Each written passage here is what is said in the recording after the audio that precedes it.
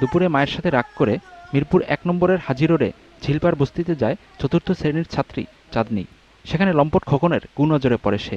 বস্তির একটি কক্ষে নিয়ে চাঁদনীকে গণধর্ষণ করে খোকনসহ আরও কয়েকজন। অন্য দিয়ে বান্ধা কিটাইয়া চুলাইয়া ধুইছে, এরম চইল লাগে পা পাঞ্জারেছে, দড়ির প্যান খোলা।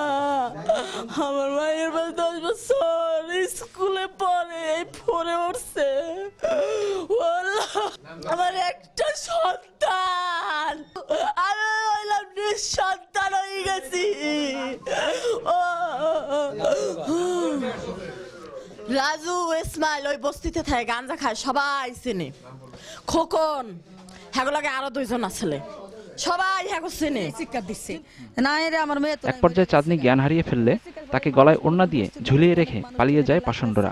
ওর মনে করেন যেভাবে লটকাইছে, আর আমার মনে হয় 10 রঙের পরে ওরে বাইন্দা রাখছে। ঝুলানি এই ঠিক এই জায়গাটার ভিতরে আর আমার পাডু দুইটা সইয়ের ভিতরে লেগে রয়েছে নেশা। হ্যাঁ, এই রুমে থাকি আমি, পাশের রুমে। আমি যখন বাজারে যাই তখন এক লোক, বয়স্ক একটা লোক আর খোকন ছিল, আর একটা ওই মেয়েটা, ওই যে মেয়েটা মারা গেছে তখন সে খাটের উপরে শুয়েছিল, আর তারা 2 পাশে বসা ছিল। হ্যাঁ, ওই ধর্ষণ করছে এবং পাওয়া গেছে। খবর পেয়ে পুলিশ বিকেল 4টার দিকে লাশ উদ্ধার করে। এ ঘটনায় এখন পর্যন্ত কাউকে গ্রেপ্তার করতে পারেনি police. Cyrus Mahmud, GTV news, Dhaka.